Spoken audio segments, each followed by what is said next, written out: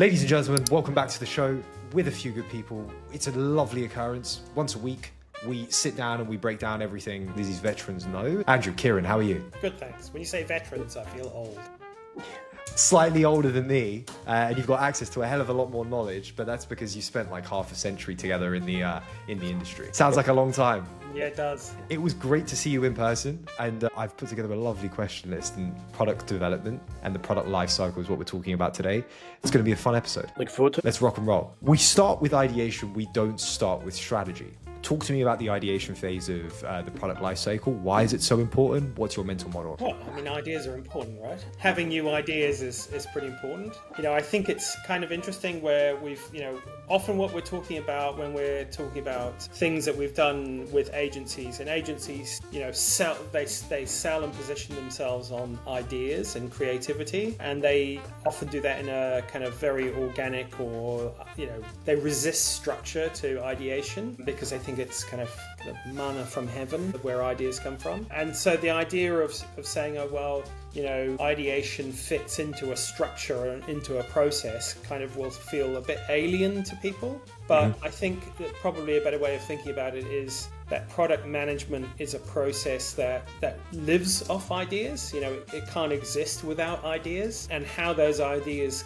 come, or where those ideas come from, is different for different people. And there are, obviously, as a product manager, you're trying to understand as much as you can and to stimulate new ideas and new thinking. So it's super important. It's where everything starts, right? Which is a new idea. How that works, it depends on the type of company. And, as we were saying in the conversation before, often ideation is kind of positioned as this very positive, kind of happy, clappy thing where people have good ideas and everyone sings Kumbaya. But sometimes ideation comes from just being pissed off with something, like something that annoys you, that you wish wasn't there, and you come up with an idea about how to make that problem go away. So I think it's about opportunities, but it's also about solving problems.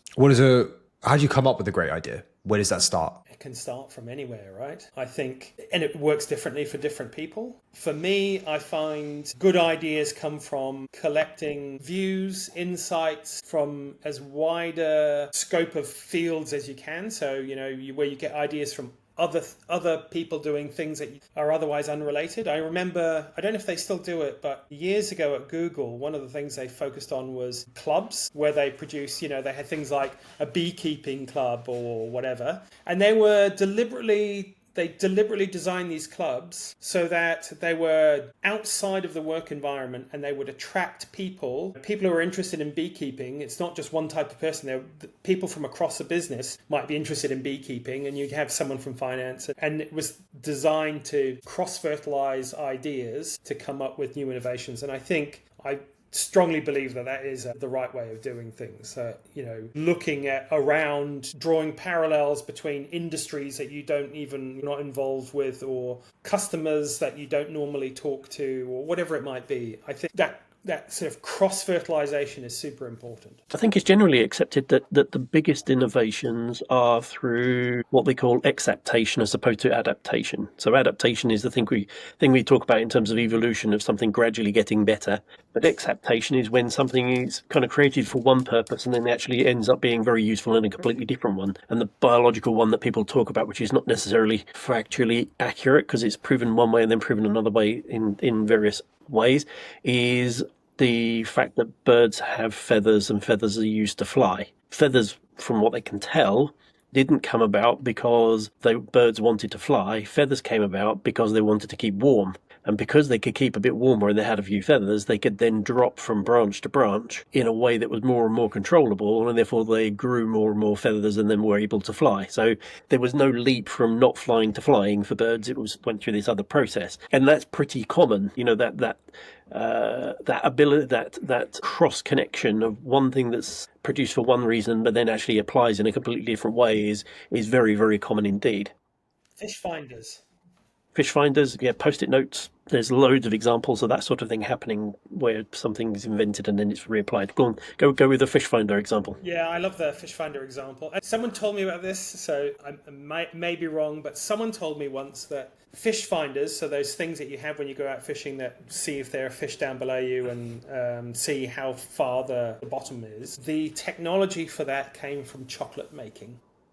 Really? Interesting. What was the crossover? Well, on a chocolate production line, they wanted for quality control of chocolate bars, they wanted to make sure that the chocolate, so where you had like a Mars bar where it's got a filling and then it's got chocolate around the outside, they wanted to measure, without touching the bar, how thick the chocolate was on the outside of the chocolate bar. And someone had the bright idea, and it wouldn't surprise me if it was someone who worked at Mars, who was into fishing, decided that would be, you could take that idea and you could use it to find fish. And it's like the Weber kettle barbecue is another one, right? So Weber, the original Weber company, made buoys like that float in the water. That's what they made. And then the employees at Weber used to take the shells from the buoys and turn them into barbecues, just as a sort of like thing that they did. They just take them and make barbecues out of them. And now Weber's about barbecues, not buoys. We touched on Google building clubs and getting people together. Do you think the best ideas inside of companies, large corporates, come from single individuals or when teams come together, when people come together? I probably have some quite strong views about that. Please.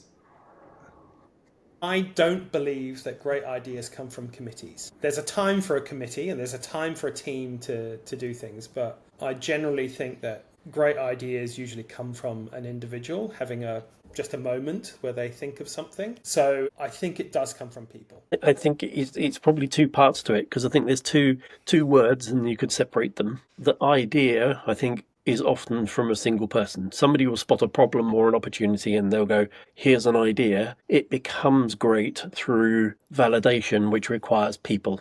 So I think if you separate those two, great idea, the great bit comes through the validation and testing and all those sorts of things that happens as a group. But the actual idea is quite often someone's just gone, wouldn't it be great if we could whatever? And then there you go. There you're done. At what point is an idea validated inside of a company? It's not a single user. Is it multiple users? Is it hundreds of thousands? Is it that you have 3 or 4 major clients that work with you and commit to it? It depends on the company, I think. It depends on what you're... And the nature of the idea. Yeah.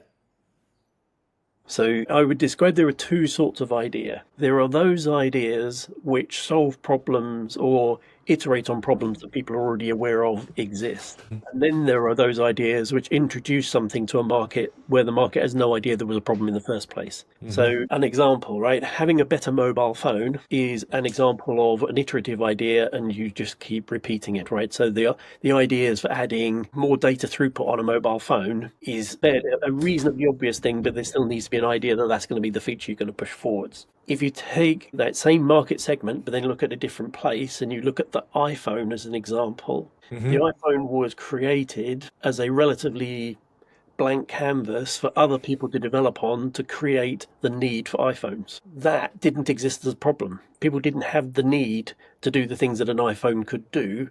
The desire was to have a flat platform that other people could create the need for it to exist. So there's sort of two sides to those sorts of ideas. There's what feel like iterative things and those things that frankly people had no idea they even would want. I mean, Steve Jobs had strong views on that, didn't he? He didn't believe that you could ever get a new innovation through market research. He believed because he believed that the customers don't know what they want. You have to give them something, and then they know what they want. And there is a lot of truth in that. Yeah, Do you find that that's the same in the way that you guys have operated? Like, for instance, the telecom providers you've worked for, Kieron, and Andrew, the education play that you made?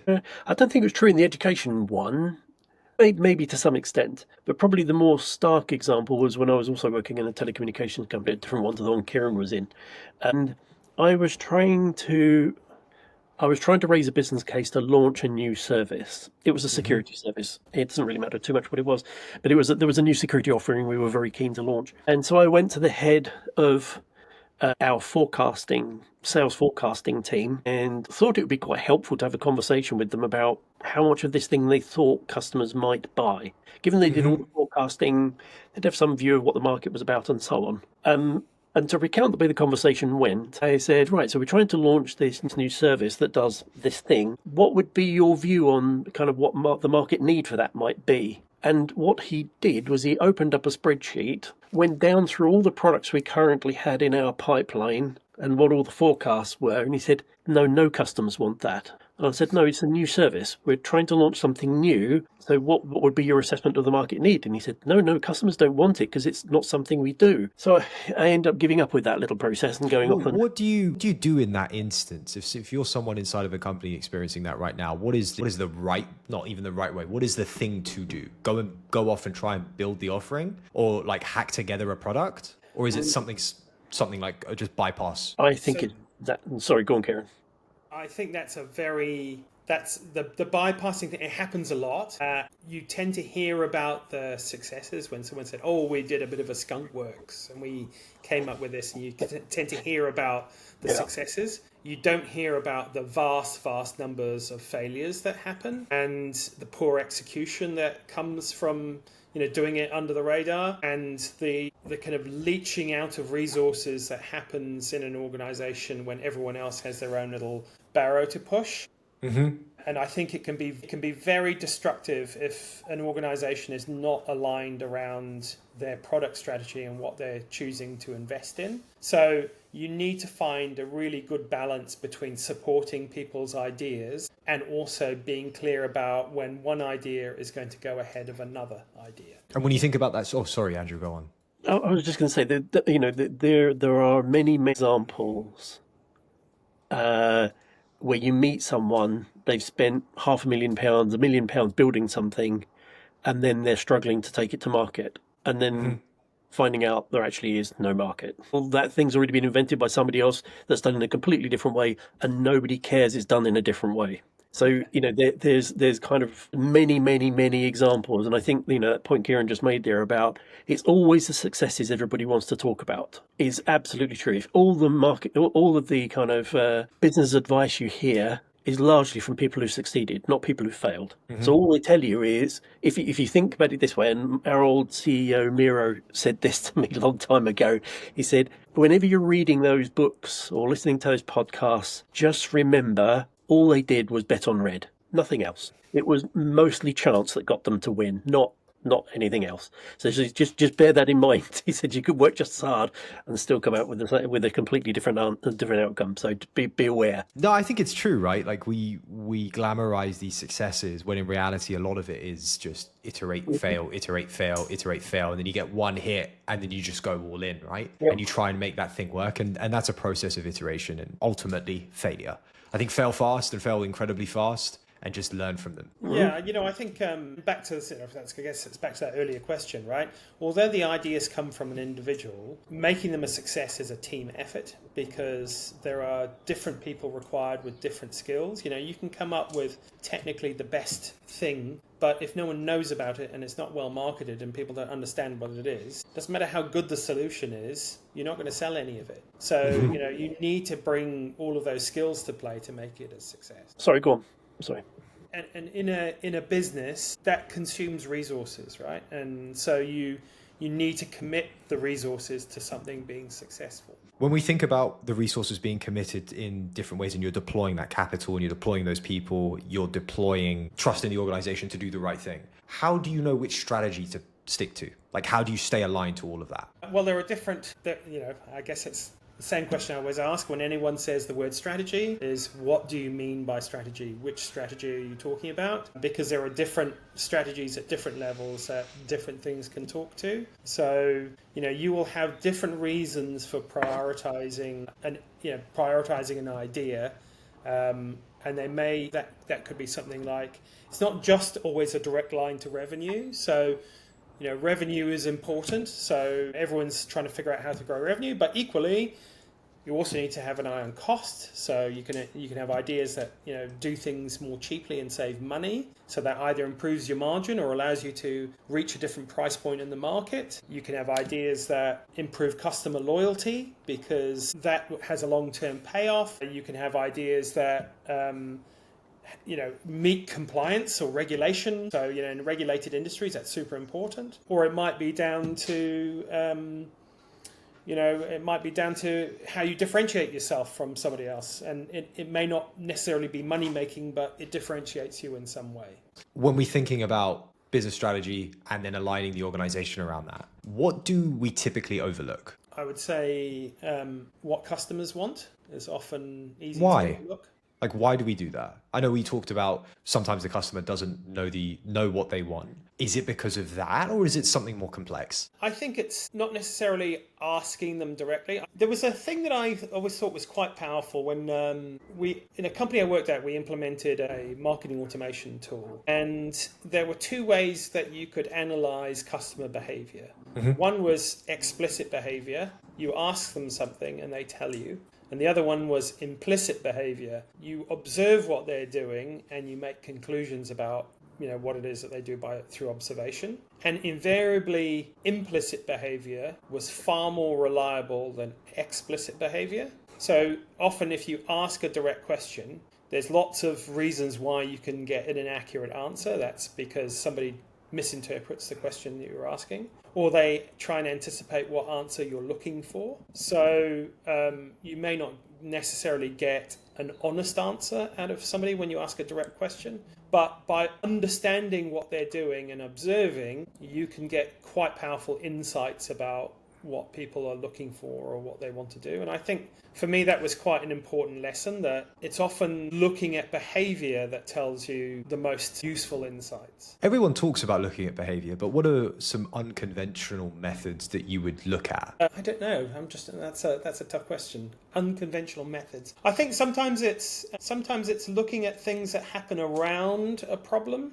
I'm struggling to think of a specific example. I always think it's kind of like the question about privacy versus personalization, because it's always a question where if you ask customers, do you want companies collecting information on you so that they can make better offers or push better adverts to you? Mm-hmm. Usually, overwhelmingly, by sort of an order of 3-1 or something like that, customers will say, no, I don't want you recording that information. I don't want you collecting my personal data. If you said, do you want to only see adverts and offers that are really relevant to you and not be pestered with things that are irrelevant, the same proportion of customers will say, yes, I absolutely, I don't want my time wasted with things that are not relevant to me. I want valuable offers that are relevant to me, and I want to feel special. Now, the thing that you would do to do that is to collect a lot of data.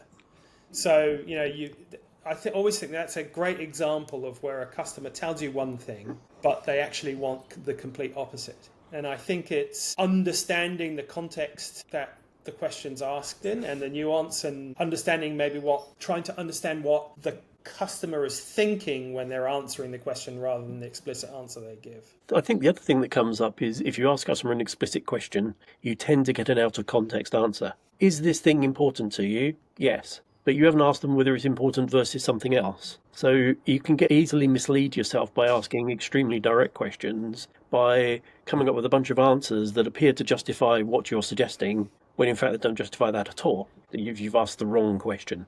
So it's no good as being sort of asking questions in that manner. You've got to ask oblique questions, which will encourage the customer to talk a bit about what their problems are and their priorities, and then build something that solves things that are at the top of the customer's mind. Well, I thought it was really interesting, the surveying that was done during the last US election, because what was happening was, and we see it in Britain as well, when people are asked direct questions about their voting intention, they actually lie. And they lie for a bunch of different reasons. Sometimes they deliberately lie because they want to skew the results. Sometimes they lie because they feel like they might be judged by their political choices. And in the US, support for Trump was constantly being underreported because people didn't want to be judged by saying that they voted for Trump. And there was one organization that, instead of ringing people and asking them who they were going to vote for, they asked people who they thought their neighbor was going to vote for. And that method of surveying proved to be extremely accurate. So they were asking, because they could then say, it wasn't them, it was their neighbor. They would ask them, who do you think your neighbor is going to vote for? It turned out to be a lot more accurate. I think it's just phrasing of questions sometimes, right? When I'm doing a lot of these interviews, you ask someone what someone else would think of them. Actually, what they're doing is just mirroring. They're going to try and put the best perception on that. And it's probably the same nuance there. To wrap up strategy, what I'd love to ask you is if a team comes to you and they're in the strategy phase of a product lifecycle, what is the advice that you're giving them? Like top 3 hot points. Do the least possible to achieve your goal. Yeah, don't try and do too much. I would say one of the things I would say is it never happens as fast as you want it to. Andrew and I were having a conversation about this just the other day. Every time I've come up with a launch plan for something, forecast revenue, and it always happened a bit later than you wanted, so I would say quite often it's 18 months before you really start to gain traction. Yep. I mean, this is going to sound a bit weird. We talk about AI and its adoption at the minute, and oh my God, it's been so fast, etc., etc.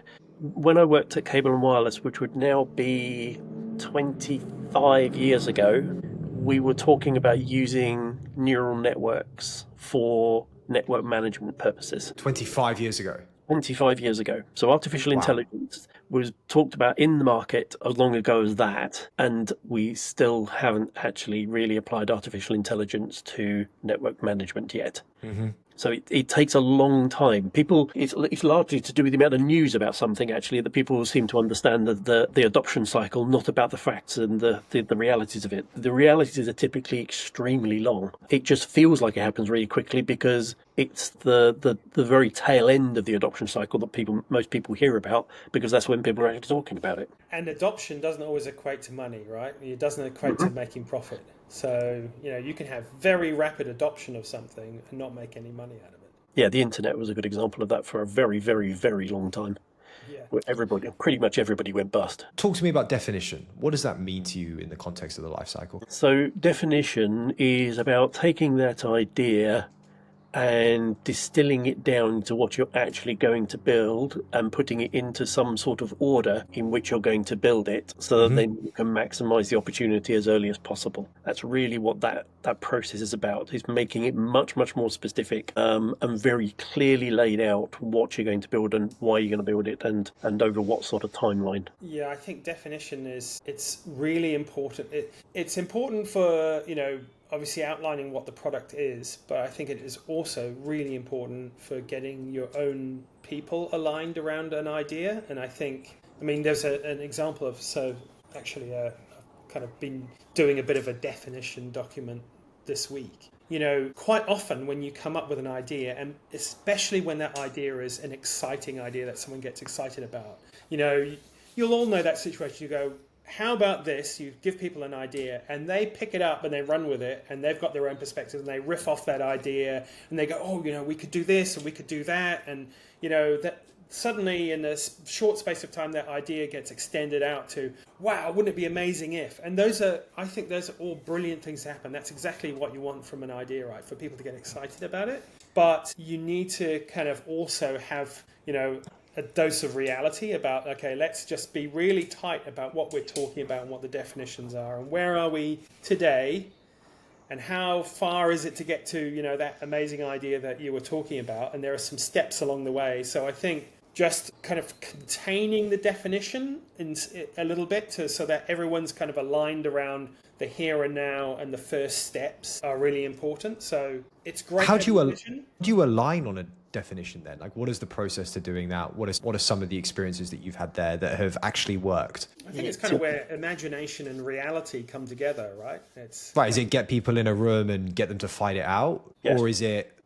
Yeah, that's the way I've always done it. And it's most effective when you get people in a room together, because they can communicate in all ways, not just one way. Yeah. Would you prioritize in person over a call and get them in person in a room? I'd get them in a room. Yeah. A call is definitely a second order of quality of communication versus getting people in a room.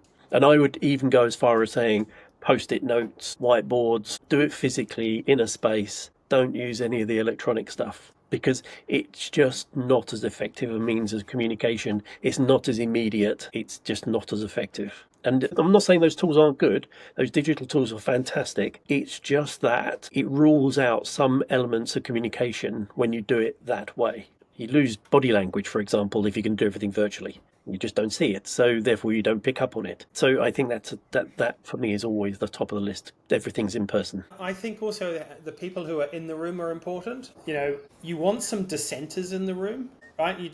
It's not just about getting people that are just going to agree with each other in the room. You want people who are going to, ask tough questions or say, why would anyone give a toss about this idea? That's important as well. And I remember, go on. Particularly, I often think it's where somebody could be a blocker.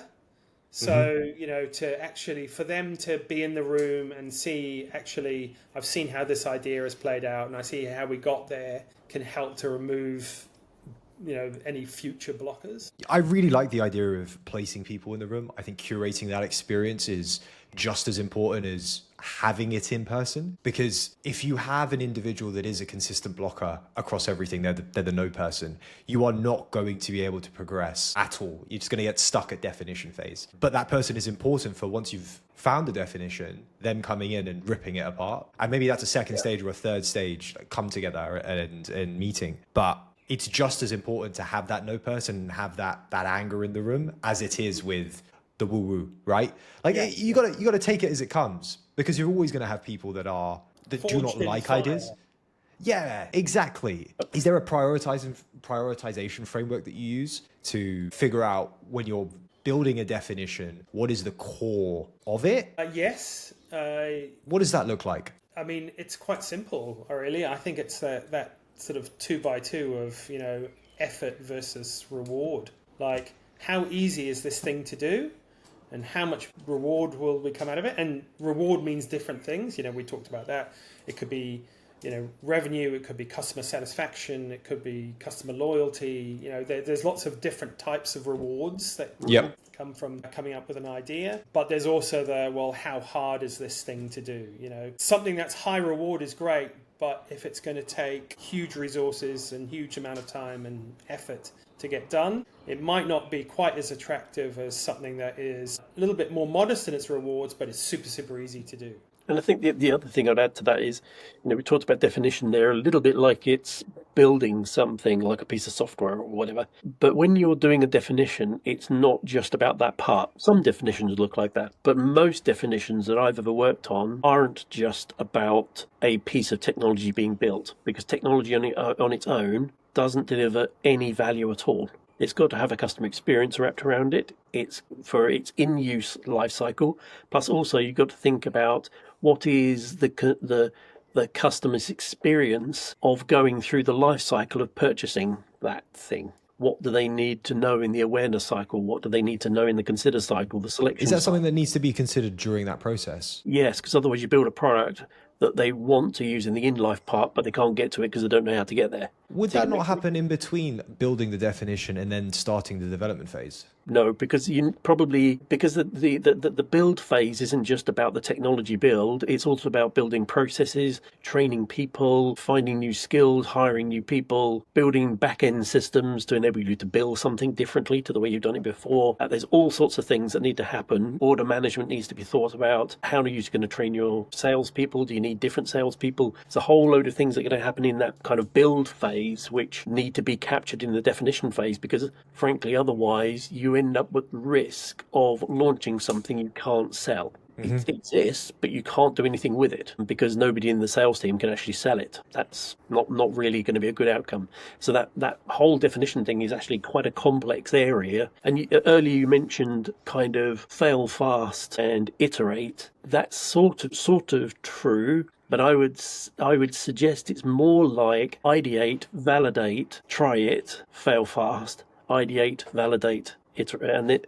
So there has to be a validation phase, because otherwise you're on the risk of just continually trying stuff and not wondering why. I see. I'm looking at it in 2D and you're suggesting look at it in 3D, where actually it's a life cycle in and of itself, right? It isn't just it isn't just fail. It's think of an idea, validate the idea, if it works, it works, great. If it doesn't, fail, go back to the beginning, do it again, feedback loop. Yeah, and look, I think there's also, it's not just a singular idea. In most organizations, there are many ideas competing for attention and resources. And there has to be, very early on, you have to find a balance between encouraging ideas and killing out the ones that aren't going to work. And does that happen during the idea stage, the strategy stage, or the definition stage? I think it's the ideation stage, and I've seen this work in an organization that both Andrew and I worked at very, very well. The innovation. Which one was that? That was at Colt. There was a guy who used to run, Alessandro Vigilante was his name. Very nice. Really? What guy. A name. And he ran the innovation process, and it was actually just such an excellent process because it ticked many of the boxes that you want to have to get the right ideation culture, was made. Anyone could put an idea into the process. It was highly transparent. All ideas that were submitted were visible, and they were very, very proactive in communicating them. So that is super important because people who feel like their ideas are being taken notice of come up with new ideas and they share them. So you build a culture of ideation that people actually want to share their ideas, and it's not just one or two people constantly coming up with the same idea. Can I ask then, when we talked a lot about the brand agency relationship, how does that work when actually they can be those ideas can be happening independently, but they're actually they could work together quite well? So when a brand or a client comes up with an idea and they want their agency to build it out, have you experienced that? And how do they define that? I think it happens all the time. And, sometimes that external perspective is super important because, they will view things in a way that because you're so embedded in the business or in the product, you can't see these things with a fresh set of eyes. So I think a lot of that comes from using an external agency to do that. So I think it works both ways. It's if you want a fresh external perspective, and also if you want some real expertise in a certain area where people have had agencies get to look across multiple businesses and they can spot the patterns that happen in those businesses. So I think it works in both ways. But I think the thing is, just to go back to that kind of innovation process, I think the thing is, it's about having the initial ideas. It's about creating the culture that encourages people to share their ideas. But equally, it's about being able to kill those ideas when they don't kind of meet the requirements and people don't feel aggrieved that their idea has been killed. And the way in which they don't feel aggrieved is they can see the other ideas that they're competing with. And those ideas inevitably get measured against a set of criteria. And if you're transparent. And is that criteria the business objectives and the business strategy? Yeah, it's back to those things like, is it improving our brand? Is it improving customer experience? Is it profitable? Is it saving cost? Are we having to address compliance issues? So it's doing the criteria for evaluation are transparent. They can see how their ideas might be grouped up. Someone else has had this idea. They can see how it's grouped up, and they can see the progression of the idea. And slowly, as the idea matures,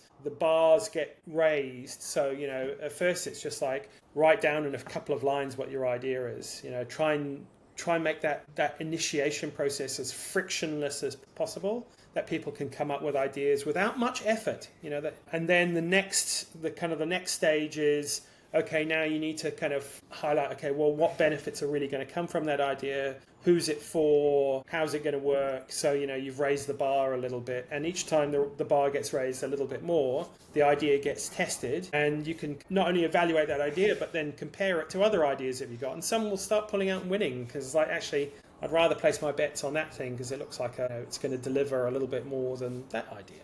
I was just going to say that weeding out process of ideas that aren't going to work doesn't just happen in the ideation stage. It also then gets revalidated when you go through the strategy phase, gets revalidated again in the definition phase, and revalidated again when you go down the build phase. But what you're aiming for is the ratio of failure getting smaller and smaller and smaller the further through the steps you go, so that then you're not launching stuff that's an absolute disaster. You want to catch the disaster as early as possible and avoid spending any money building something that people don't want. So this whole process is geared towards making sure that you're maximizing your chance of success. I want to talk about the build and development stage. as part of the product lifecycle, what is the single most important thing we have to remember? That it's not just a technical thing.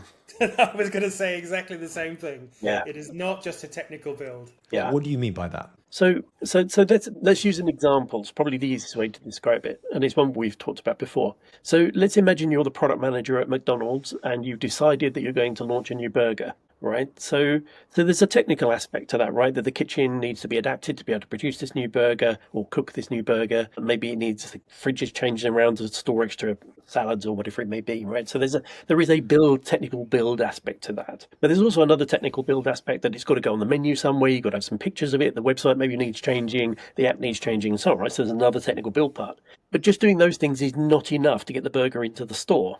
You've got to do forecasting. So you need to know how many of these burgers you're going to sell at what price point over what period of time, so then you get the right quantities of ingredients coming through the process. But whilst you're deciding your pricing, you also need to decide what your marketing strategy is going to be. How many of these burgers would you like to sell, and therefore how much marketing do you need to do to be able to achieve that particular outcome for whatever price point you've decided. You've got to train all the people in all the stores all around the country to be able to deliver this burger to the standard that you want it delivered to. So you've got to get all that laid out. You've got to also make sure that that product doesn't disrupt the other products too much, and you don't overload the kitchen with too many products, so therefore they can't produce anything because it's all too confusing. So there's a lot of things that are happening which are beyond the actual pure technical development of the burger. You've also got to think about all the people that are involved in that process, including the customer and what the customer's experience of that is, right the way through from the very early stages of awareness where the customer doesn't even know this burger exists, right the way through the whole process to the point where they've consumed it, and maybe there is some sort of promotion attached to it, those little tear off little strippy thingies they do during the Monopoly cycle and all those sorts of things, all have a product life cycle attached to them, because at the end of that cycle you've got to withdraw it again. You've got to have a graceful exit. So you've got to think about all of that, not just as you start developing it. Yes. So you actually plan for all of that during the development cycle, because you don't have this, you don't really, depends on the product type, but for that sort of thing, you would plan its exit during its creation. Can I ask, how do you even begin to think about doing that? Who do you need in the room for something like that? So you want probably somebody from each one of the different areas to be able to represent their particular part of the process. But the most logical way to do it, if you're looking for a framework, is you draw out the product life cycle against the customer life cycle. Okay. And then structurally, you see everything you need to do. It's slightly mind-bending if you're not used to doing so, but that's actually the structural way to look at that problem. So one of the things I think is really interesting is what's happening with AI. And I think the bias or the bottleneck, I think, in product development has often been the technical build. Like, how do we get all these technical parts together and make it work? And there's development and everything else. And that's provided a natural bottleneck to getting things done. Right. And now we've got AI tools that are doing all of these things. They're multi-capable AI tools. And suddenly those barriers have disappeared, right? And so it's like you don't need a complex backend database, and you don't need a senior engineer. You could probably use a senior engineer that deeply understands a lot of things that doesn't, and you don't need a junior, because you have like an MCP server that bolts together, right? Like an API. So all of these things that have suddenly made the technical solution build so much easier. How does that... What it's really exposing is that it's the non-technical stuff where the problems lie. And so the bottleneck has shifted from the technical development and is moved to the organizational change, right? Organizations have a natural latency. And so now the technical delivery has accelerated or is accelerating massively, and it's out accelerating the process design and the organizational change that needs to come with it. So BCG have a number, and I know that they will say, well, their number is that in a successful AI project, 70% of the effort is in operational and organizational change. And I know they're in the business of operational and organizational change, so they're bound to say that. But there are other studies that have been done, and it places that number at somewhere between 40 and 70%, right? So it's quite a big margin. Sorry? It's quite a large margin. Yeah, that is quite a large margin, but I guess it depends on what your biases are in that surveying. But regardless of, even if it's 40%, it's a big chunk, right? It's a not insignificant chunk. And I think what we're starting to see in organizations, and I think Ethan Mollick, there was a thing I saw yesterday on LinkedIn. I think what we're starting to see is that the non-technical aspects, the organizational change, operational change, change in attitudes and everything else, is the bit that is going to hold us back. And they're the bit that people are least adapted to planning for. Whereas Andrew's talking about, there is a huge, when you're coming up with a new idea and you want to launch a new product, there is a huge amount of change to be done to adapt to that new product. And obviously what organizations try to do is to minimize the amount of change that needs to be done. So, for example, using that burger example, if they said, actually, we're going to come out with McDonald's is going to come out with a new burger and it's going to have, a whole chicken in the middle of it, right? And suddenly that would create all kinds of problems for a Burger King or for McDonald's because, they don't have facilities for cooking whole chickens. They have facilities for cooking flat burger patties, right? So immediately some of those ideas would get nixed because, look, we're not going to do that because that just doesn't fit in within our organizational capability. But what's happening is that AI is changing that capability. So suddenly, it's like you could instantly have the kitchen you want to cook the burger you need overnight in a metaphoric sense with AI. But it still doesn't change the fact that you need to, find a supplier for chickens, you need a distribution network, there's a whole lot of business process that needs to be fulfilled to make that a reality. And just going and redesigning the kitchen overnight is not going to do everything that you need to do. And I really think that what we will see is just because the how problem has gone away doesn't mean to say that there aren't a bunch of other problems that need to be fixed. When we're in that development process and we're thinking about what it is that we're building, how do we maintain directional flexibility without creating chaos? Moving organizations are like tankers, right? It's like trying to move a super yacht in a direction that it doesn't want to go in, right? Every ounce of its being is trying to stay on the path it wants to be. But when you come up with an idea, you've gone through the strategy, you've gone through the definition phase, and you're starting development, but you aren't sure. I think sure is the wrong word. You want to have flexibility in maintaining its direction in the world that we live in today.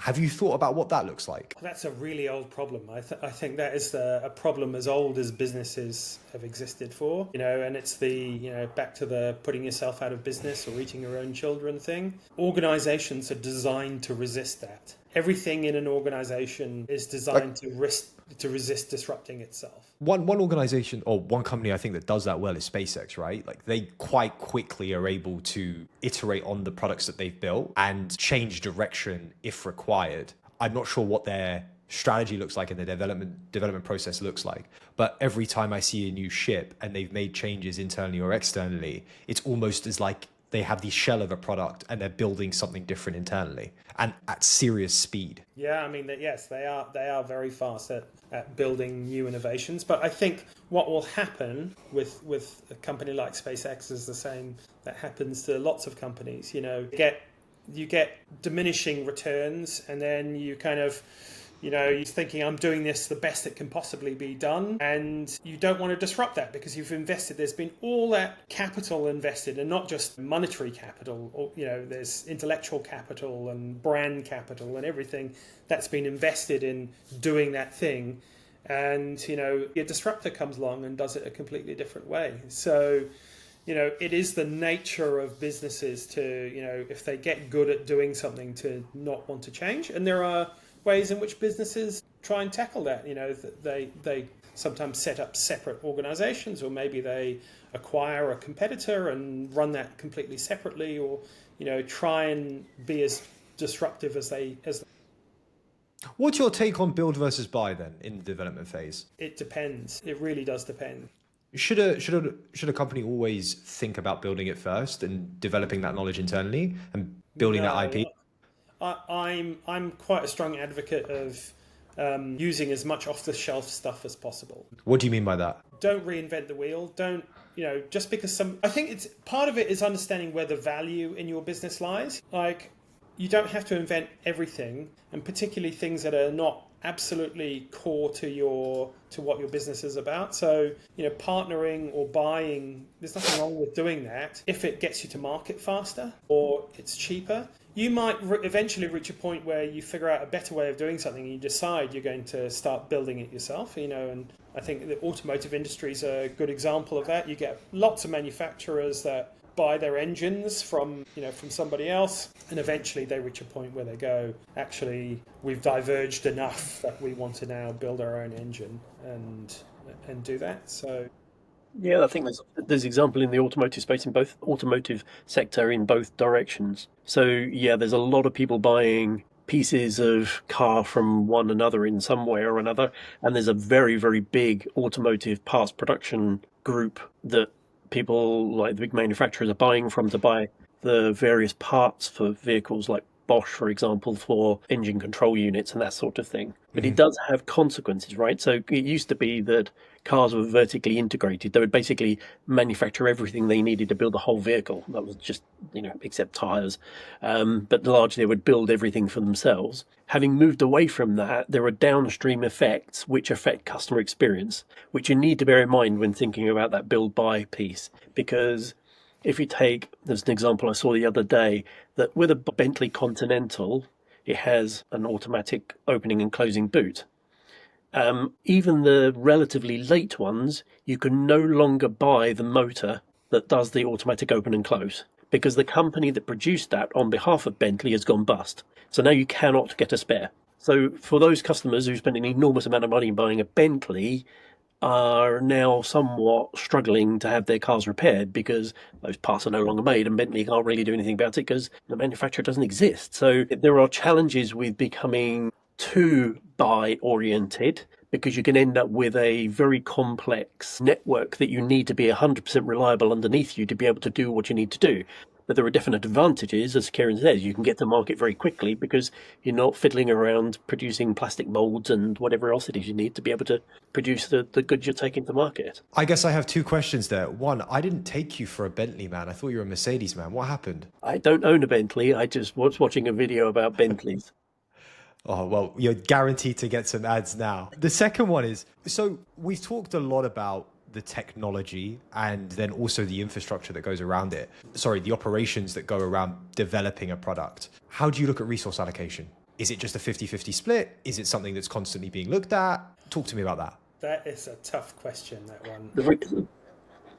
Because there are so many competing priorities, and I've seen this done in lots of different ways in terms of, you've got it depends on the type of organization as well, because some products are very capital intensive and some aren't. Service products tend to be less capital intensive. And say, I've obviously worked in very capital intensive businesses where, they have to manage the amount that they spend. One organization, they had a budget of 100 million euros a year on capital expenditure for various things.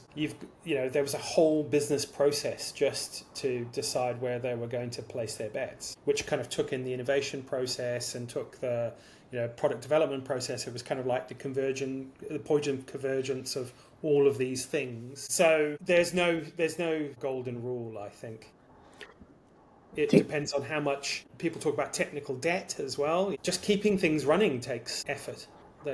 Just because you've built something doesn't mean to say that it then is the same forever, right? Suppliers change, requirements change. And do companies need to be more careful of that now because of the environment that we operate in, where we're not really sure what's happening and we should have a more robust supply chain? I guess it depends on how critical it is, right? I mean, that's one of the reasons why people often decide to build their own stuff when something becomes when it's absolutely critical to their proposition. You don't want to be caught out that that's no longer available or that there's some sort of supplier issue. To that resource question you asked there, Viraj, I mean, when not 3 companies back, we had a development team, and there were multiple types of tasks that development team could be working on. So we came up with a relatively simple set of rules for how to make sure we didn't distract ourselves too much. So we had a sort of a hierarchy of needs. Like Maslow's hierarchy of needs. Yeah, basically. So basically, P1 tickets were the top priority. If you were needed on a priority one ticket for a customer, then you stopped anything you were doing and you would go and work on that priority one ticket, because in our priorities, that affected existing revenue coming in through the door. The next priority was if someone from that same development team was needed to help with a customer install, that was the second highest priority. That's the thing they should go and work on. The So you were third optimizing for revenue in that context. Yes. And then the third thing was customer critical bugs. If there was some sort of bug in the product we had that was customer affecting, then that would be the next highest priority. And then the fourth priority was roadmap. And the way we knew whether we had enough resource or not was whether we were able to deliver our roadmap. Because if you were able to keep up with the roadmap, you had enough resources to cope with all the things that sat above it that would distract you from delivering on the roadmap. It also encouraged you to produce really great stuff, because the better the quality of the roadmap output, the fewer problems you had further up the stack, and therefore it became self-fulfilling. You could do more on the roadmap. So that was how we structured that kind of resource thinking, was just put a priority in place, get everybody crystal clear about what the priorities are, so there was never any kind of confusion or frustration that time was being spent on something else. And it was reasonably effective, actually. It kind of, everybody understood what their goals looked like. I think a lot of businesses struggle to estimate the resource that they have, the free resource that they have to innovate. What should they do? How should they be thinking about it? Different. I've seen it done in some very draconian ways. I used to work. Give me both sides. For a company where there were lots of cottage industries going on, of people that had ideas and they were kind of sitting below the radar, and they would beaver away on them and gather together resources from teams here and there. And it was about who they, if you had good relationships with people, you could borrow people from their teams, and all that kind of stuff went on. But what that meant was that the company was really struggling to deliver any of its roadmap items, because it was just kind of being leached away. And so at one point the company just said, okay, we were going to accumulate, so you will get no resource at all for anything unless it's on our roadmap.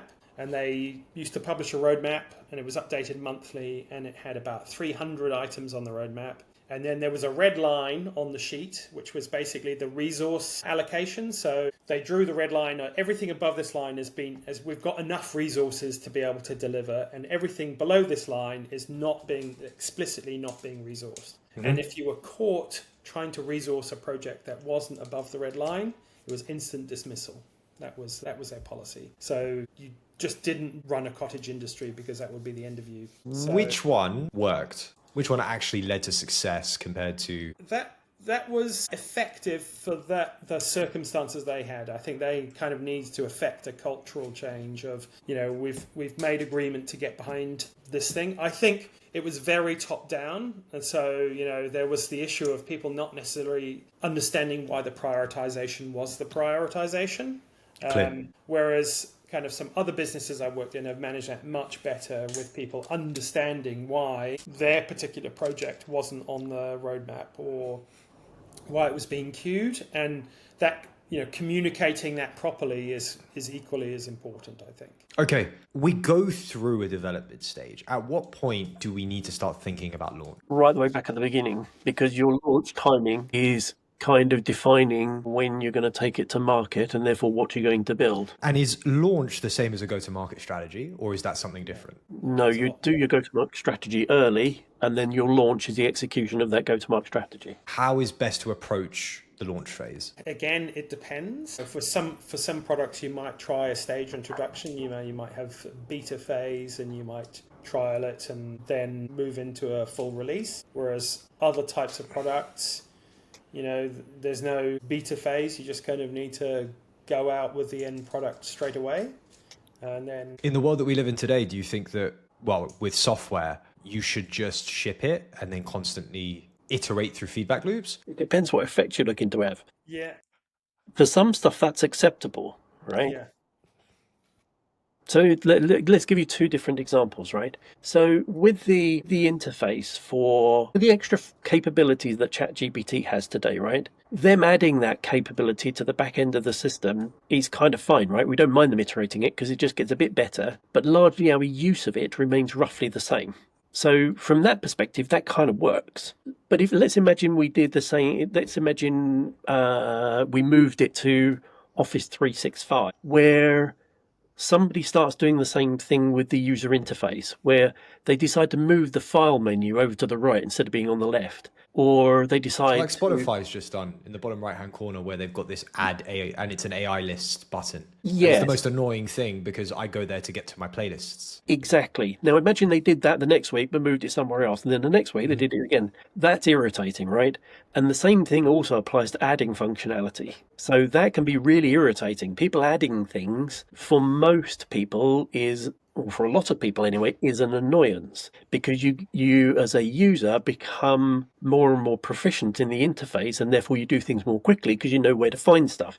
If you move that stuff around, you go back through the whole learning process again. So you actually lose capability for a while, then you relearn the capability, and then you're able to go forward and use the new functionality that's just arrived. So I think there are two sides to it. If you can hide if you don't muck around with the user interface too much, then that iterative process is quite helpful. If you're going to have to muck around with it, you need to accept you've got to go through the adoption phase yet again with all those users who are just going, it's moved again. What on earth have they done with it this time? I think there's also a kind of what are the consequences of a not working dimension, right? So if you're Boeing, and you release new flight software and, it's got a major problem, as we've seen, there are fairly serious consequences for that. So, in the scheme of things, your Spotify playlist selection button compared with the flight control software of an aircraft, Starliner or an aircraft, they're quite significant differences. And,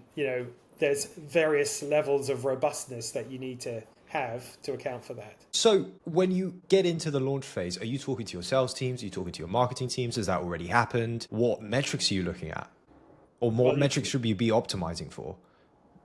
Well, you're going to be talking to everyone. Sales, marketing, customer services, operations, anyone who's going to be involved in the process needs to be on board. Billing. Is that happening through just communication channels, generic communication channels, or is there a best practice that people should be thinking about? It depends on the scale, I think, of the organisation, how many people are involved. I was chatting to a friend of mine who does program management for a large toy company, and they are moving towards treating all their internal capabilities as products.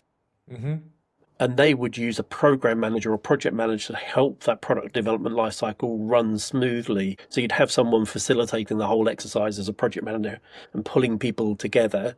Going back to the definition phase for a second, whilst we're talking about that definition phase includes the people who will be involved in the launch. So when you're doing your definition, you have someone from marketing helping you, you have someone from operations helping you, etc., because you need them to buy into what you're suggesting, because they're the ones who are going to pick up the consequence of it when it actually does go through. What does a bad launch look like? There are so many ways to describe that. So many ways. I always think that the best example is where you see, old, like Apollo 13, the movie, that control center, the ground control center, everything that goes on, and they go through the checklist for launch, and they go through each team and they have a go or no go for launch. It's kind of no different to that for a product. It's just, it's a different team and they're doing different things, but everyone needs to be go for launch. And I know that it's, you might say, oh, well, this thing we'll sort out later, but a bad product launch is when not everyone is ready. There are things that are still not working. People don't know about it. There's so many things that can go wrong. Yeah, I would say the where it feels bad, and I use the word feels bad, is when you feel it's out of control. You can go by the seat of your pants. Nothing wrong with that, to be fair. You can cut a few corners here and there, you can fiddle a few bits, and you can have a few things you're going to sort out later, right? If you feel you're confident that you can manage those things at a later point, that's largely acceptable, so long as you're taking accountability for getting that stuff done. If you reach the point where you go, I'm not sure this is going to work, and this is starting to feel uncomfortable, then it's bad. There's just no doubt about it. It's bad. And like we have a launch checklist, a product launch checklist. So if you're launching a product or a service, we have a checklist of things that you can go, yes, for this type of launch, we need these things, and you tick them off and you produce them, so that then everybody feels comfortable and there's enough control in place to make the product feel like it's going to do what you expect it to do when it hits the market. But that list is variable, right? If you're launching a new mobile phone package, which is going to get sold to 30 million people, that's one level of control you need in place. If you're launching a piece of software which only 2 people are going to use in the world, there's a different level of control that's needed around that, because you can happily manage 2 people on an almost one-to-one basis. Can you give me an example of what a bad launch looks like? Yeah, I can give you an example, and some people might not say it was a bad launch, but it's defined as a bad launch. So one of the challenger banks back in the day who was launching a telephone banking offer, they did a huge amount of marketing. So they built this entire new capability to do telephone banking, massive marketing exercise to acquire as many customers as possible. However, during the opening days, it was taking like an hour and a half to get through the telephone lines to be able to open a bank account with this new telephone banking service. So the problem wasn't really that it was necessarily the launch went badly, but it went badly because it went so well. The marketing was far more effective than they expected it to be. They didn't have anything like the amount of capacity to be able to cope with that volume of people trying to apply to the bank. And as a consequence, they came out with negative feedback in the market because they'd overcooked the marketing versus the capacity operationally to be able to deliver the customer experience they promised. Okay, so should launch just be BAU? It should just be, right, we've launched, let's keep moving on, rather than a big deal. It's a big deal for different bits of the business. Who is it not a big deal for? Well, it might not be a big deal for some of the back end parts of the business, like billing or somebody in that sort of space. It may be, it may not be, but usually it's a fairly big deal for marketing. It's usually a fairly big deal for anybody in sales. It's usually a fairly big deal for somebody in operations who's got to start doing something new at scale they weren't doing before. I think it depends. There are all sorts of different models, right? Like, back to Spotify. Spotify has product teams that run and manage individual features, and they're constantly doing releases, right? And yeah, one of my favorite development companies, right? Yeah. Unbelievable teams. So there is this sort of background hum of things going on and being optimized and tweaked and stuff like that. And it works very well. But is that really a product launch, or is that a tweak of a feature within an existing product? Yeah, it somewhat is. And, I guess there's this very blurry line about what's called a product these days. This is interesting, actually. Airbnb just released, I would call it a new feature, but it's a different suite of offerings. They're obviously gone down the road of, they started as we're an Airbnb company, we're going to rent you apartments, etc. And then they started putting hotels on that. And then it was, we're going to give you experiences. And now, as of yesterday, it's like hair and makeup, beauty, hairdressing, massages, gym workouts. It's becoming an everything app. That was a huge launch. Brian Chesky got up on stage. He did the whole rollout, explained what it was, and they're incredibly good at doing that product marketing. But is that a launch? I'm not saying I'm the target market, but I do use Airbnb, and I know nothing about that at all. So interesting. Like, what are your thoughts on that then? Should it be a bigger launch than that so that it hits you as a customer of Airbnb, or should it just be something smaller? I think it really depends on the company. It depends on the product. Naturally, the more you invest and the bigger deal the product is, the more goes towards the effort on publicizing the launch and what have you. I guess that's kind of the parallel that I was drawing, is that even if you don't consider features within Spotify to be, separate products, there's kind of like this hum of constant evolution that happens versus, the stepwise launch of new things, and there's look at Microsoft Mobile, right? Remember what that? Mobile? When they launched their mobile operating system. I have no idea what you're talking about. So that one was that. I'm showing my age now. So no, I remember it was, I did not ever want that phone. It was terrible. It was absolutely terrible. I had a company that, worked for a company that used them as honestly the worst mobile OS was terrible, and it just died because it was so terrible.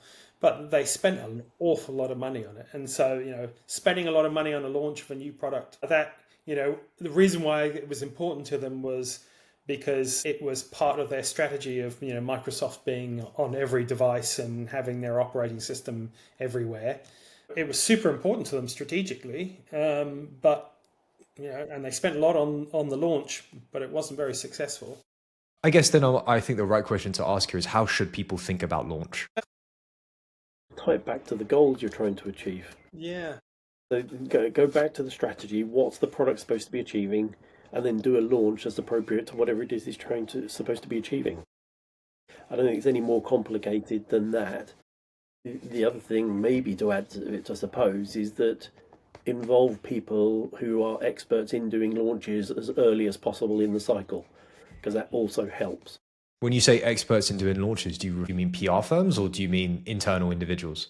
PR, analyst relations, marketing people, those sorts of people who are beyond product management as a discipline. Go and talk to them about what's going to work and what's not going to work for whichever segment you're trying to launch into. Yeah, I think for software it's okay to do a controlled release of something, an early release and beta and what have you. But if you're manufacturing a car, you can't do a beta car. You have to launch the whole thing all at once. And car launches, the amount of work that goes into them, because Tesla's an interesting one with that, right? They build a car, they build the concept of a car, they make a huge deal out of it, and then wait 3 years to actually release it. Granted, I'm not sure why they do that, but is that considered a launch or is that considered something else? It's part of the launch, and there's a very good reason that Tesla does that. It's because they sit on billions and billions of dollars of people's pre-orders in cash, which they then just hold in the bank and just treat as their own. So there's a very good reason for sitting on that much cash, because you can then use that as leverage for other purposes, right? So yeah, or if you're Ford, you don't do that and you reveal something and then it turns out to be the Mustang Mach-E, and everyone goes, yeah, good launch, bad launch. I think the Musk approach to market management is quite unusual. His capacity to say what's going to happen and then it repeatedly doesn't is quite remarkable. It's very, very unusual to be able to get away with that amount of, what would people call it, bullshit? That people just sort of go, oh my God, this is going to be amazing, and then he just doesn't do it. Just doesn't happen. How long's it been? What's that vehicle he's supposed to have been launching? There's one... The Roadster. The Roadster, yeah. Yeah, it's 5 years. Yeah. I saw a guy the other day trying to get his money back for really? a deposit he put down on one, and it took him 2 years to get his money back for a car that they haven't launched yet. He wanted his 50 quid back, was that it? No, it was a lot of money he put down. It was tens of thousands. Really? Okay, wow. 2 years, incredible. Okay, so we transition out of launch, we move into early life support. What does that look like? And what does good look like there? What are we missing? What do people normally miss in that phase? So probably best to start with what's the point of early life support. So you typically use early life support when you're launching something relatively complicated and where you're not absolutely certain that the customer experience is going to do exactly what you want when you first launch it. So you want some people to sort of soft test the... So this is the beta phase? Sort of. So technically you may be completely competent, but your customer experience processes may not be quite perfect yet. Bear in mind, much of the complexity as Kieron was talking about earlier, much of the complexity in a launch is not about the technology, it's about the ability to deliver that technology in a way that's great for the employees and for the customers. So why do you guys think about product development, product lifecycle with launch before early life support? Shouldn't it be the other way around? No, because you've got to tell people this thing exists. Otherwise, there's nobody to early life support. So that launch cycle. If we're thinking about organizations and companies that have a built-in customer, wouldn't you just launch with them? I think that's a difference. Beta and early life support are different things. Okay. I wouldn't call beta a launch. Okay. It might be part of your launch process. It might be how you're going to launch, but it's not the big splash, right? So I think that maybe that's a difference that's worth mentioning is the launch is not the guy standing or the girl standing on stage and saying, ta-da, we've now done X, right? There's an enormous process that's happening in the background, which culminates with somebody standing on a stage saying, we've now launched whatever it may be. But there'll be a whole series of activities that are happening in the background to make that a possibility. And that one thing is just a tiny aspect of the overall plan. How So important is the early life support phase?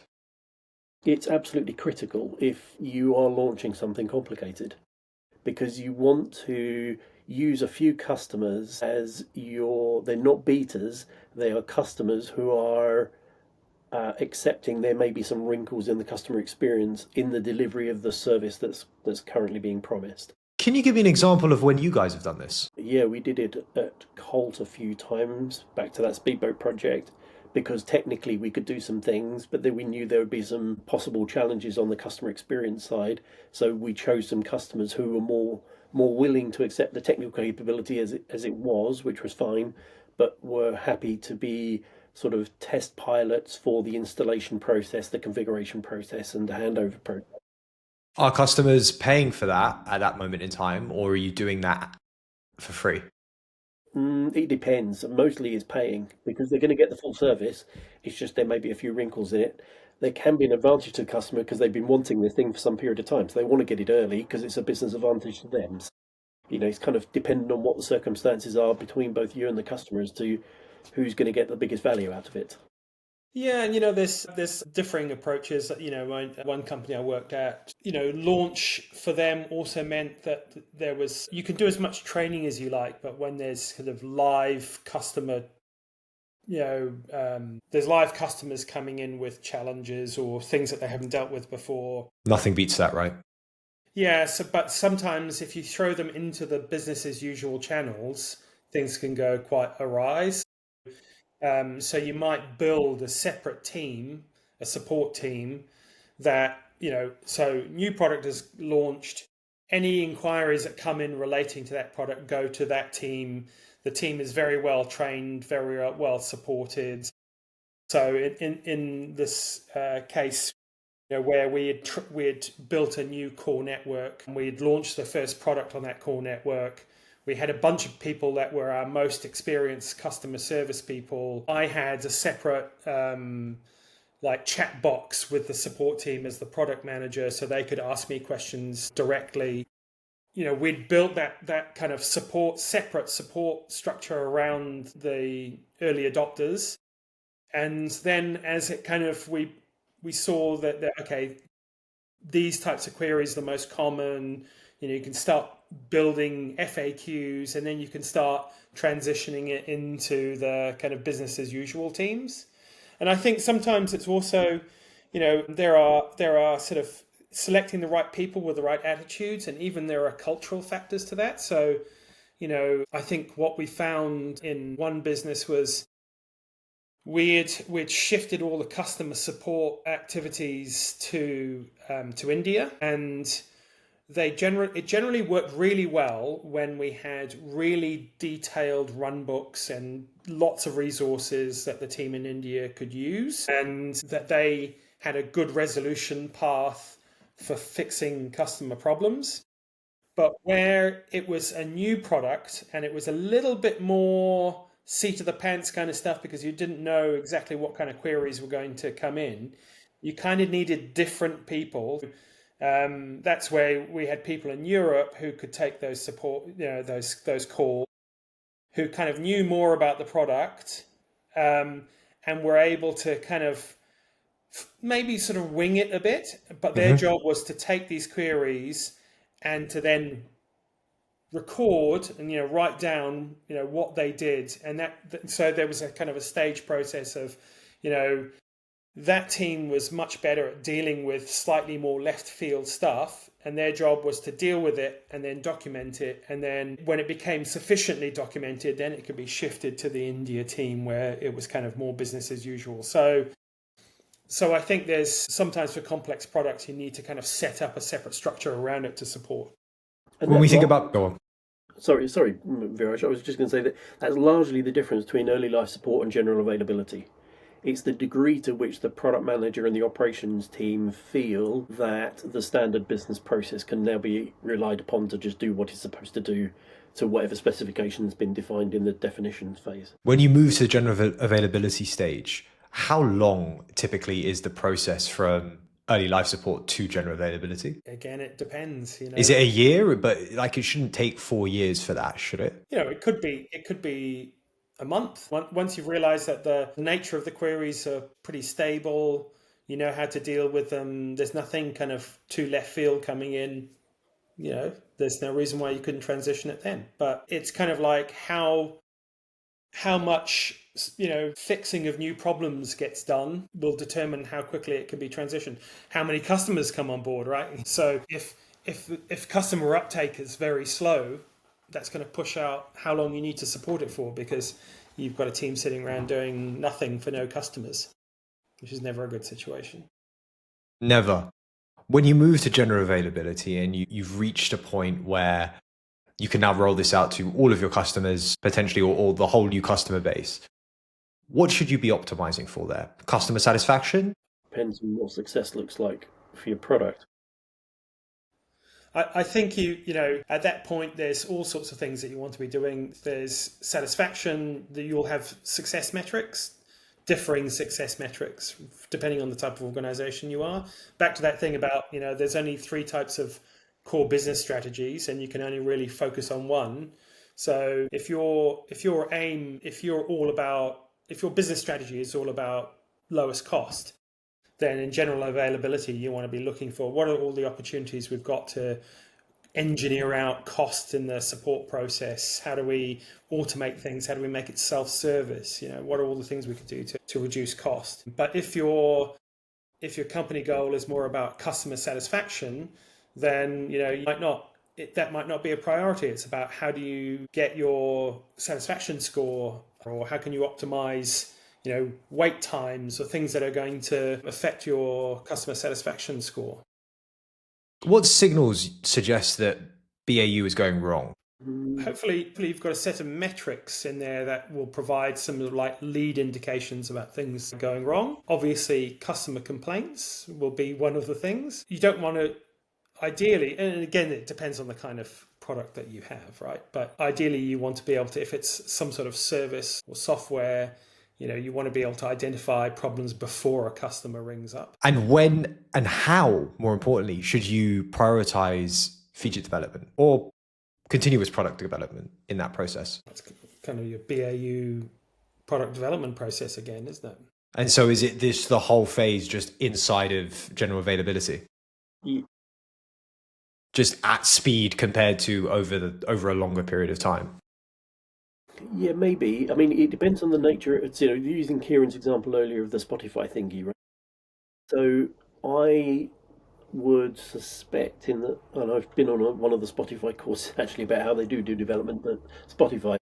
I think we didn't talk about this, but there were some interesting wrinkles actually in the Spotify thingy, right? So they were known for the kind of squads and so on structure.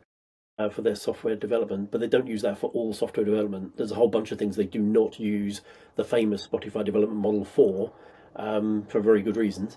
But if you think about that as an example, right, they won't, for that individual little feature, it's unlikely they will have done a full strategy cycle, a full definition cycle and so on, right? They will have been a lot more iterative and a lot more lightweight about how they got that feature to market, because to some extent it's somewhat inconsequential as to whether it is successful or not, because they'll just roll it back. It's a relatively low cost piece, therefore they will roll it out and not worry about it. It didn't work, fine, throw it away, put something else in its place.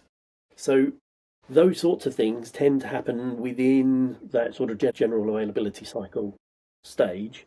However, there will be things that happen in that general availability stage that need you to come back out again and go through a much more heavyweight process.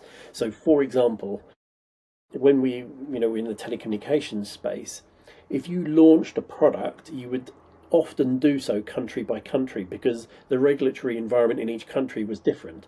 So you would go through a whole development cycle and say, we have now gone general availability in France. And then sometime later, you would have some more development happen, some more training happen, some more rollout happen, another launch happen, and then you say, we are now available in Germany or Spain or Italy. So you would actually come back around that whole thing again because the consequences and the scale of the launch you're going through are sufficiently large that it demands that level of governance being applied to it to make sure it's actually a success as it pops out the other side. Depending on the level of consequence and the level of impact, you would apply whatever level of governance necessary. I think I would also raise the issue of the definition of the words product management. So product management in software kind of means a different thing to product management everywhere else. So software product managers are often managing a feature. They're not managing the entire software package. They're also managing just the software, so they're not managing the rest of the organization. So, in a what I would call, a full product management role, you're the CEO of your product and you are responsible for everything that happens around the entire product. So it's not just, managing individual feature development. And so product management in the software world will often be managing a backlog. So, you've got a constant backlog of things things that people are requesting or changes people want to make, and you're prioritizing that backlog based on the dev resource you've got and how important these things are, and you use some methodology to prioritize your backlog. Yes, in sort of more complete product management, there can be a place for a management of a backlog. You have your ideas that are coming along and you're still prioritizing the resources for them. So that kind of happens. I think in the try not to use the prejudicial term proper product management, but the non-software product management covers a much broader scope of stuff than software product management does. Yeah, I think the difference is largely in the language we would have used probably 25 years ago. The sort of product management that happens in the software product management space, we would have called a technical product manager. They just manage the technical aspects of something that's been built. But another product manager would look after the whole commercial impact and the customer experience impact and the operational impact of that product, but they would hand off the technical bit to someone else because the technology was particularly complicated. What tends to happen in the software space is there's almost a CEO or chief product officer or somebody of that kind of nature who is in essence the overall product manager, and then they hire what they call a product manager to be the technical product manager for the actual software product itself. So they sort of split it up in a slightly different way. But it's a fairly significant shift. In fact, a friend of mine over in Poland, she'd come from that technical side, and then we'd been working together on doing a couple of product launches. And she's just been on a course to learn how to be a commercial product manager. And she said it was actually really, really quite a significant shift in emphasis to become a commercial product manager as opposed to more sort of technically oriented software type product manager.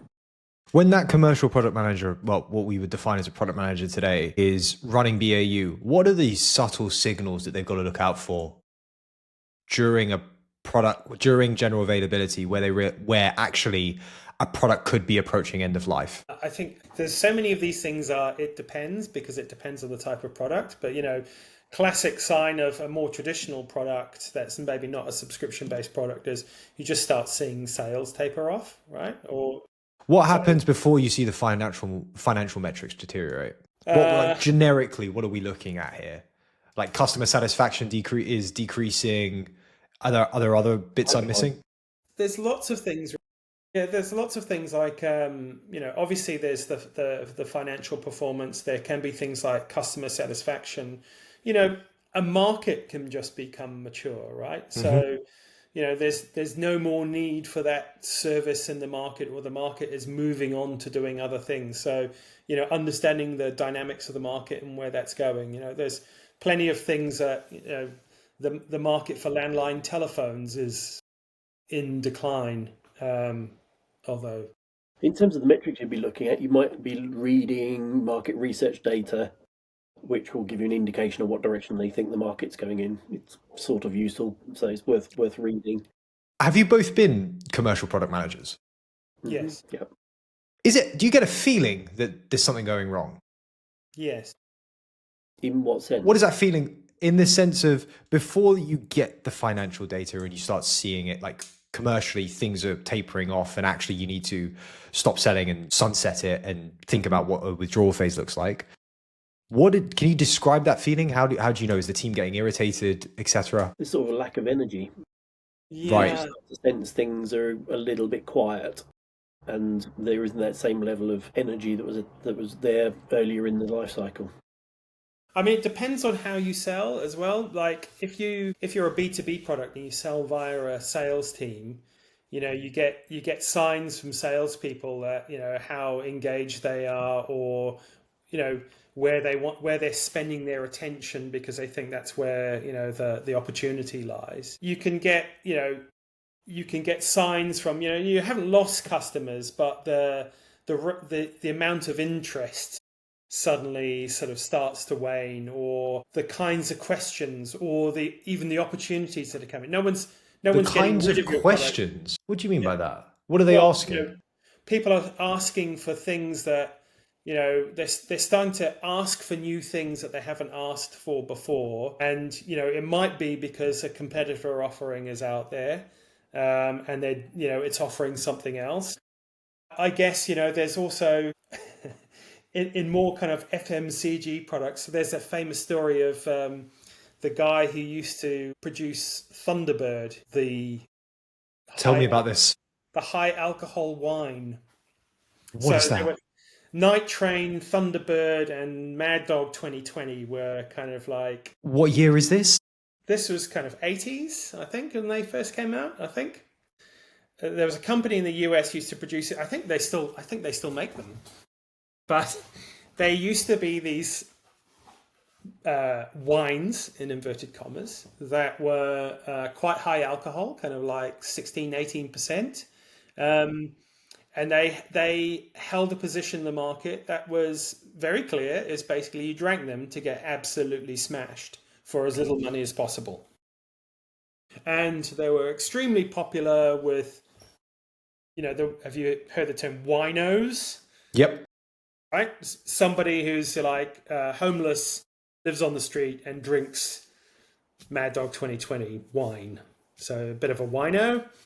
And allegedly, his method of knowing whether they were still okay in the market was he'd get his limo driver to drive down some sketchy street, wind down the window, and whisper out the window, "What's the word?" And if somebody said Thunderbird, he knew that they were still okay. They were still front of mind. That was apparently his sampling technique with his core audience. Oh, interesting. So, I think being front of mind, or, whether people are just talking about you, I guess, like metaverse. I think metaverse is also a good example, right? There was a lot of hype about metaverse when it was launched. And me being quite skeptical, I wasn't so hyped about it. And I think one of the key things that I noticed was, to what extent is it appearing in people's everyday conversation? Like, how much does it just turn up in conversation? And the short answer was it wasn't. No one was, talking about metaverse or talking about what they did in metaverse, or, it just wasn't happening. And it was quite obvious quite early on that for a product that was so significant, it really had failed to capture any momentum in terms of whether people were just talking about it or not. Not like people would talk about ChatGPT, which, will make its Every way other sentence. every conversation. So I think you get a sense. I think if you're plugged into your product, and this is one of the reasons why we've been talking about this in the past about, can you have kind of like fractional product managers? In theory, you can, but in practice, I don't think it works very well, because as a product manager, you need to live and breathe your product. And when you're doing that, you pick up on these cues.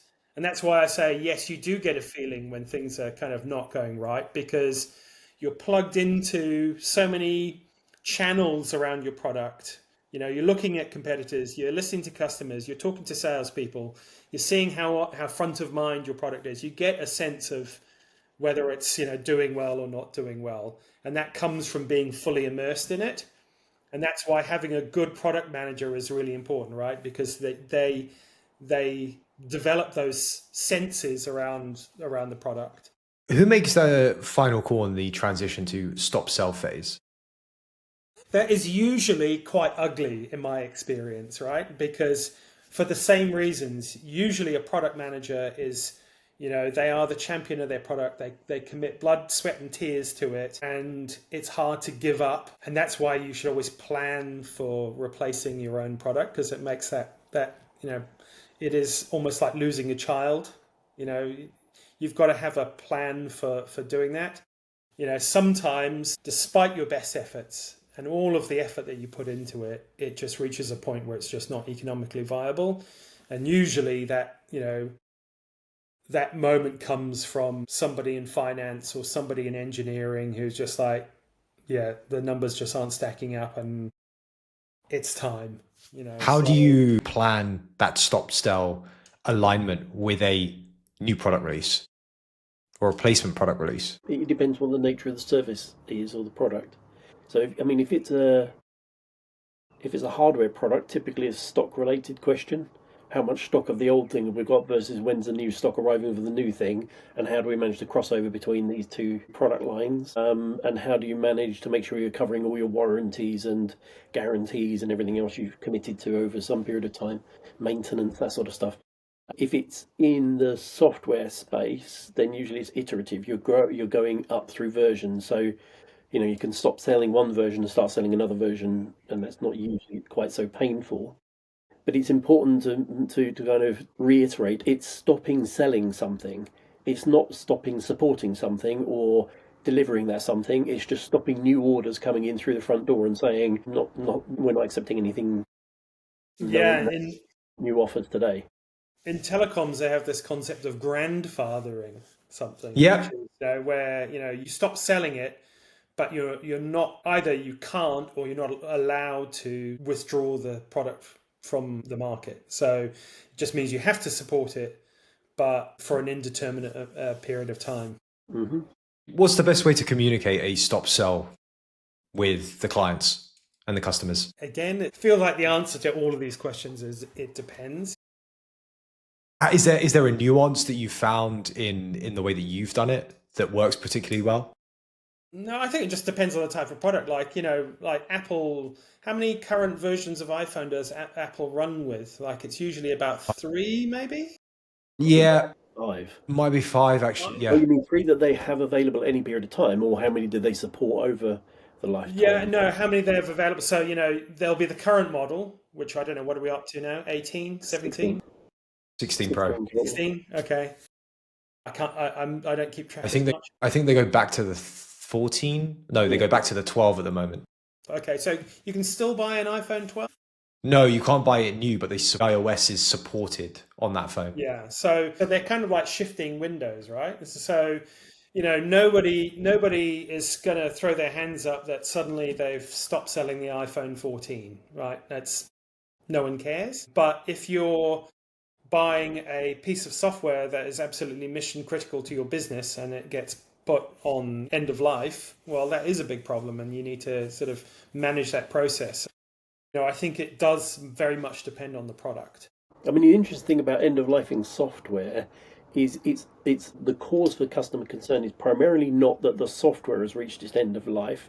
It's the fact that normally what happens is there is a contractual obligation on the supplier that they must maintain software for 3 years beyond the end of life. Now, if you just committed, let's say, a couple of 100 million to rolling out a new ERP system, at the point at which you've just done that, the end of life, the version you've just moved to, you've got a 3-year window, and then you've got to move again. You've got to go to their next version. So you're in. Does that happen often? Yeah, a reasonable chunk of the time. So that's largely what triggers the customer to be sensitive to end of life on software. Is it's not the software going end of life, it's the fact the operations are going to go end of life, and therefore they've got to move again, and that's going to cost them some money. And is end of life the same as withdrawal? No, not normally. So that's why we've got to emphasize stop selling versus withdrawing. Withdrawing is the process of stopping operationally supporting something.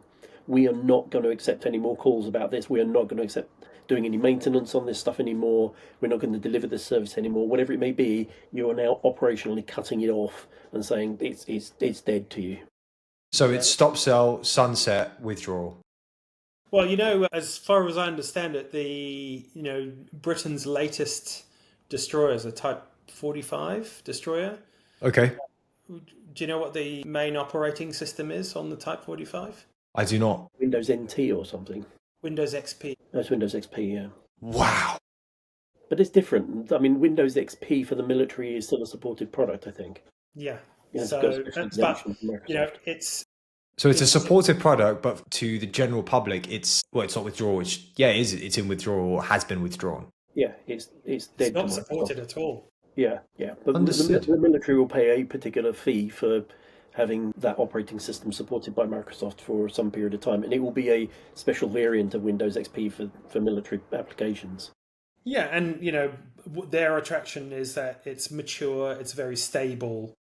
Those are things that are important to them, and it's used under completely different circumstances. It's not connecting to the internet all the time.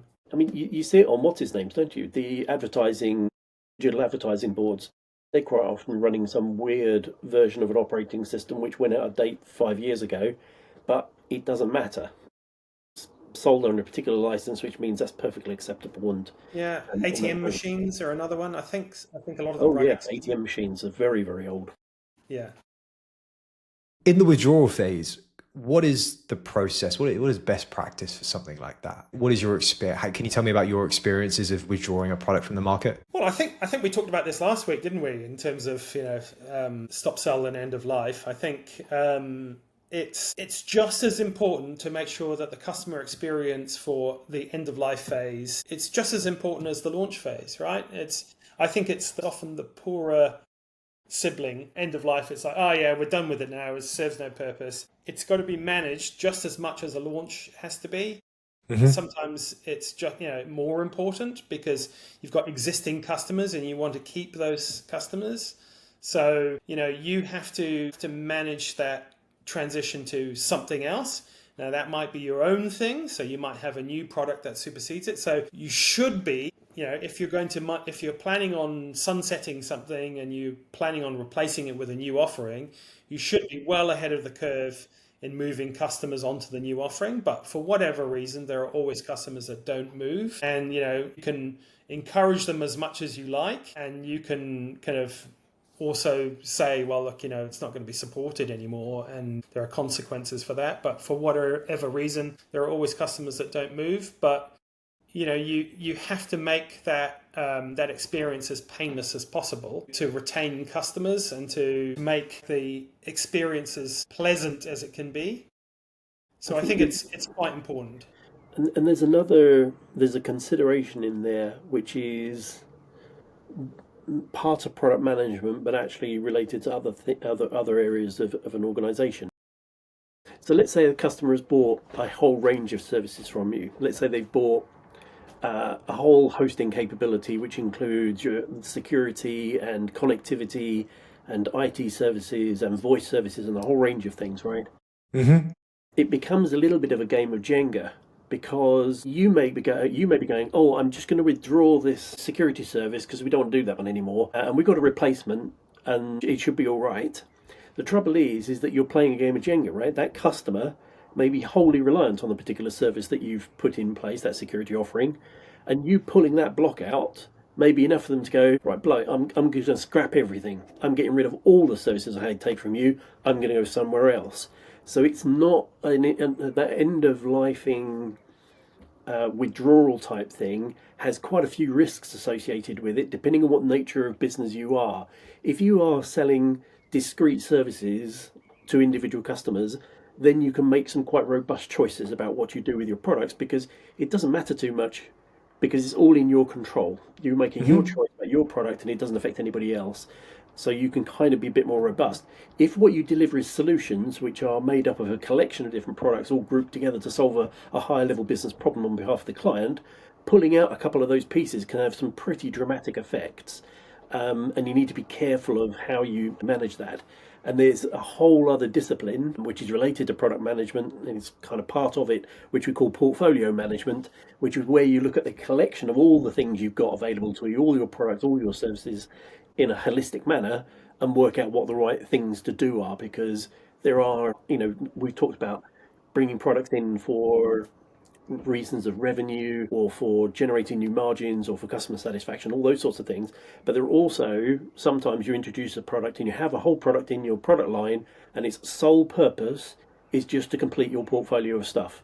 There is no other justification for its existence other than without that piece without that piece of wood in your Jenga pile, all your customers always fall over and you can't make any money out of it. There's no other justification other than I just have to do that. And so, it's a bit like, I can't think of a good example. Like I was going to go to kind of having capacitors in an iPhone. They just need to be there. You can't remove them if the thing stops working properly. So you just have to carry it and do them, and it's just part of your cost base you have to accept. Gentlemen, Andrew, Kieron, this has been absolutely amazing. Thank you for your time. I'm looking forward to doing this again next week. See you next week. Thanks again.